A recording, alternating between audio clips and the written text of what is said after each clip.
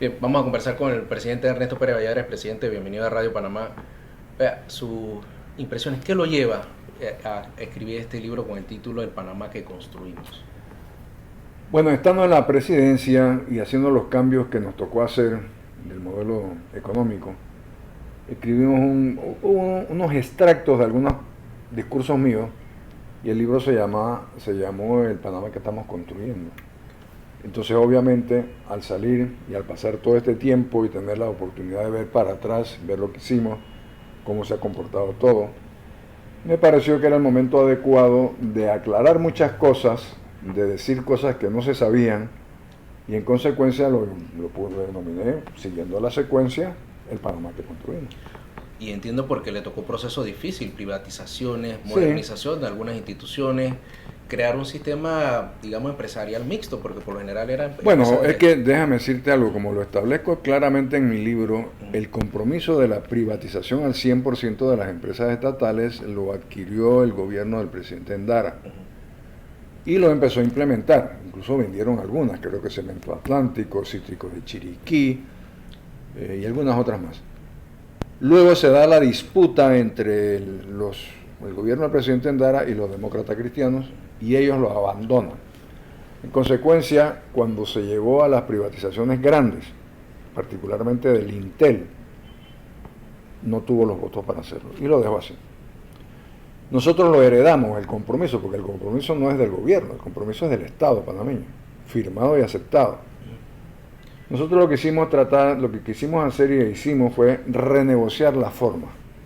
En vez de vender al 100%, nosotros logramos que las instituciones financieras internacionales nos aceptaran un esquema nuevo, donde éramos dueños a mitad, pero a quienes le vendíamos la mitad se encargaban de la administración y de la inversión. Por eso es que no son privatizaciones, son empresas mixtas. mixta. Y es que no es usual, o la empresa le pertenece No, al Estado o es de la empresa privada. esta no es usual, bueno, pero nosotros teníamos historia de haber hecho algunas empresas mixtas antes. La primera empresa mixta que se hizo en los tiempos del General Torrijos fue Petroterminales de Panamá, donde los socios eran unos inversionistas americanos y el Estado panameño, sin poner un centavo más que el derecho de vía, tenía un porcentaje de la operación y todavía lo tiene, dicho sea de paso. Y fue muy exitosa. Entonces, eso que nos sirvió en aquel momento fue la experiencia que quisimos aplicar en este y que aplicamos en estas nuevas esquemas. Sirvió su gestión, y lo explica en ese libro, para tener precisamente el panorama económico. Siempre se habla de que Panamá Bueno, tiene un buen es que si crecimiento. no hubiéramos hecho los cambios de la estructura económica que hemos hecho, que hicimos en ese momento, no hubiéramos jamás tenido los niveles de crecimiento e inversión que hemos tenido. El tema ahora y que se ha abandonado es otro. El tema es cómo ese crecimiento debe impactar cerrando las brechas de desigualdad e inversión en educación que no se ha hecho.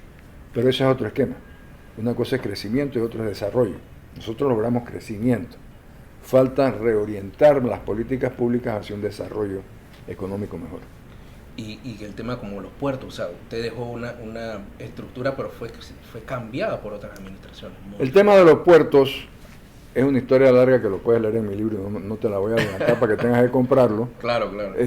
Pero el tema fue que nosotros recibimos unos puertos que habían sido abandonados por la administración americana porque ya se iban. Entonces los últimos 5 o 6 años de administración de ellos no invirtieron en nada en los puertos. Logramos un contrato donde los operadores del puerto se encargaban de hacer todas las inversiones, todo lo que había que hacer, y nosotros teníamos un beneficio directo, no solamente en impuestos, sino como participantes de la empresa. ¿Qué sucedió? Sucedió que en el gobierno repito, que me sucedió, Sí. ellos dijeron que había que modificar el contrato. Nosotros entregamos puertos, operando en malas condiciones, falta de inversión, pero operando, ¿sí? Hubo en mi administración concesiones para puertos nuevos. Entonces esta gente que recibió puertos pensó que tenían de alguna forma derecho a lograr las mismas condiciones de los que estaban haciendo los puertos.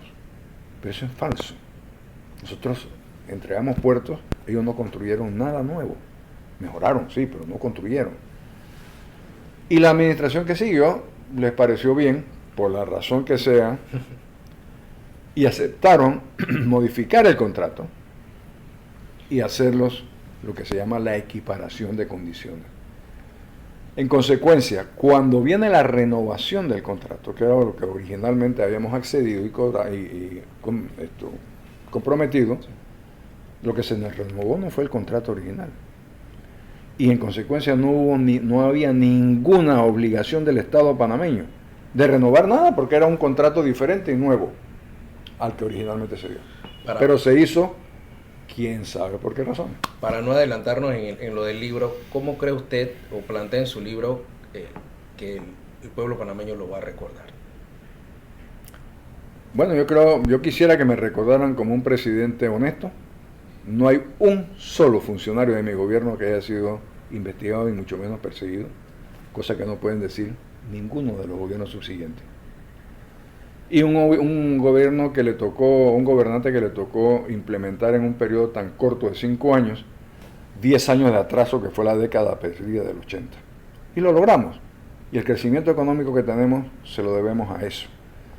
¿Se quedó corto en algo? Sí, me quedé corto en la educación, que era fundamental, y por eso quizás fue una de las razones que accedí a petición de mi partido a tratar de cambiar la Constitución para poder invertir, sobre todo los beneficios del canal, en la calidad educativa. Bueno, ya tú sabes lo que pasó, bueno, tú sabes, los pueblos escogen el camino que mejor les parezca.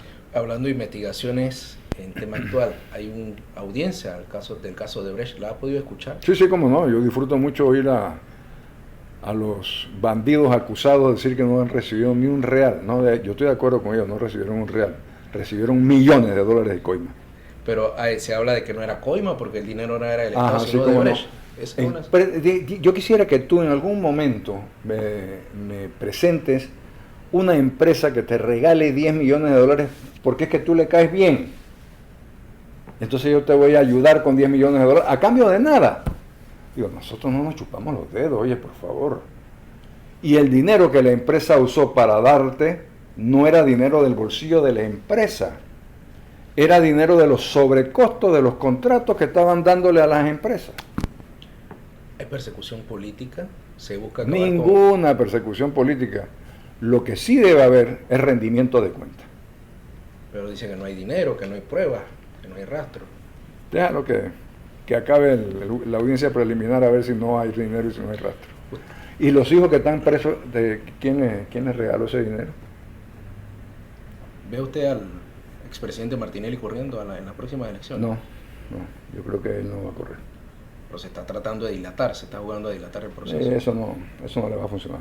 Han hecho lo imposible por dilatarlo los años que se ha dilatado. Pero ya, como dice el dicho allá en mi pueblo, está llegándole la sombra al lirio. Usted sabe que cuando los lirios están bajo sombra no florecen, ¿no? Sí. Bueno. Aprovechando también, presupuesto del Estado está en debate en este momento y hay muchas quejas de recorte y se habla de un crecimiento en la planilla, pero ayer veíamos a instituciones como Senadi, instituciones de educación. Sí, a mí no me hace sentido Senacid, por ejemplo, no hace sentido que le recorten su programa de investigación. Yo creo que los recortes tienen que ser ahora, en este momento, en planillas innecesarias. Y ahora, en este momento, revisar nuevamente las planillas más innecesarias aún de la Asamblea. Pero como en la Asamblea hay también en muchísimos ministerios, o sea, no es particularmente la Asamblea. ¿La UNACHI? Bueno, la UNACHI tú sabes que tiene su caso en particular, ¿no? Que no hubo, en mi criterio, ninguna razón para darle una transferencia de partida de 9 millones de dólares para equiparar sueldos cuando teníamos a la vista presupuestaria a la esquina. Pero bueno. El MOP, le quitaron presupuesto de este año. Le tuvieron que hacer le quitaron porque no había ejecución. Perdón, el MOP existe. Estaba en la Asamblea, por lo menos, pidiendo... Yo no veo que el MOP exista, o sea, tú transitas en carro, ¿no? No sí, andas en avión ni en helicóptero como esta gente, ¿no? No. Ah, ok. ¿Tú conoces alguna calle o carretera que no tenga hueco? La verdad, les soy honesto, no. Yo tampoco. Enfrente de mi casa se abren los huecos, pero yo los oigo en adentro, los carros cayendo, rompiendo llantas, rompiendo rines, en una calle tan céntrica como la que está enfrente de mi casa. O sea, para mí, No existe un ministro de Obras Públicas.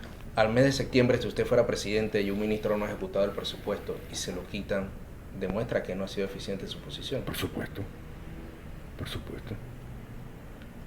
Ahora él asegura que no tiene presupuesto, pero al final decía primero... Yo vi una entrevista de un ministro, creo que en el gobierno de la presidenta Moscoso, que decía que él tenía de presupuesto para parchear calles 17 millones de dólares. E hizo barbaridades, parchando calles, haciendo carretera. Este se queja de que dice que tiene nada más 375. Y le parece poco. No hay una sola calle, una sola carretera que no esté deteriorada en este país. Todas. Y no es este gobierno, es decir, tenemos una acumulación quizás de 10 años anteriores, tampoco se hicieron lo que se tenía que haber hecho. La OIT presentó finalmente no dijo nada nuevo. Dijo nada nuevo, lo que todos sabíamos. Pero tampoco dio recomendaciones, porque al final le deja al gobierno... Bueno, es que las recomendaciones son las partes duras, ¿no? Sí. Mira, el problema es que no importa lo que tú hagas y lo que tú plantees, si tú no le pones dinero adicional a ese programa no es viable. Y la única forma de ponerle dinero adicional es o subiendo las cuotas, o aumentando la edad de jubilación, o poniendo dinero de otros fondos. ¿Y de otros fondos qué son?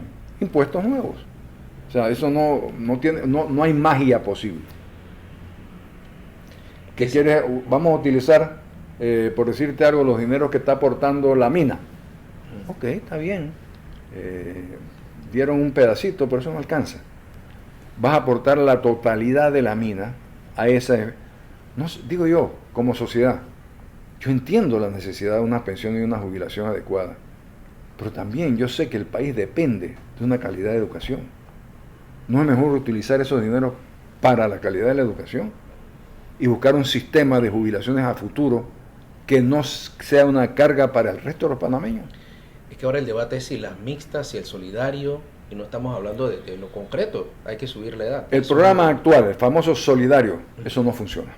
No funciona porque los parámetros sobre los cuales se construyó no son los adecuados. Se suponía, cuando buenamente se creó ese sistema, por allá por los años 40, que la base de aporte, en función de que cada día iba a haber más gente trabajando y aportando, iba creciendo, y la punta de arriba, que son los jubilados de los pensionados de ese triángulo, se mantenía más o menos estática. La realidad ha sido lo contrario. La base de apoyo se ha ido acortando porque no todos los trabajadores son aportadores a la Caja del Seguro Social, y las expectativas de vida se han ido ampliando. Entonces cada día hay menos gente pagando la jubilación de más gente. No hay forma, no hay forma. No será sostenible. Al final siempre le ha tocado a las administraciones PRD realizar este tipo de... Sí, porque las otras administraciones, como dicen, patean la lata, o como decíamos en buen panameño, chifean el tema. Bueno, gracias, presidente, por ¿Cómo no? Con mucho gusto. atendernos el día de hoy. Vamos a seguir viendo la audiencia, que está buena. Vale, seguro que sí. Yo quería hacerle dos preguntas. Te estaba riendo. Quería preguntarle sobre el tema de, obviamente, la libre postulación, que está muy de moda este año, obviamente. ¿Qué tan, su opinión, primero por esta figura de libre postulación, y qué tan independientes son los candidatos que se están postulando y recolectando firmas en este momento? Sí, yo creo, mira, honestamente yo creo que en una democracia tú tienes que permitir la libre postulación. Aunque con toda honestidad el fundamento de la democracia son los partidos políticos. Si tú ves quiénes son los que van adelante en el número de firmas recolectadas, sobre todo para presidente, tú te das cuenta que evidentemente se está utilizando al partido del cual vienen para pedirle que firme por una libre postulación. Es una especie de engaño. Bueno, esos son los abusos de la democracia que traen como consecuencia después sanciones muy duras, ¿no? Como conocedor de ya del tema político, ¿en qué tiempo, en qué año usted visualiza a un candidato de la libre postulación, un candidato independiente? No, eso se puede dar, o sea, no hay nada escrito sobre eso, ¿sí? Yo veo que el señor Lombana, por ejemplo, la vez pasada tuvo una muy buena actuación, cosa que no va a repetir, dicho sea de paso. Pero sí tuvo una buena actuación y creo que pudo haber casi que ganado. Así que sí, o sea, se puede dar perfectamente bien en cualquier momento. ¿Y a la izquierda cómo la ve? ¿No la ve como siempre, sentado en un banquillo allá en la esquina.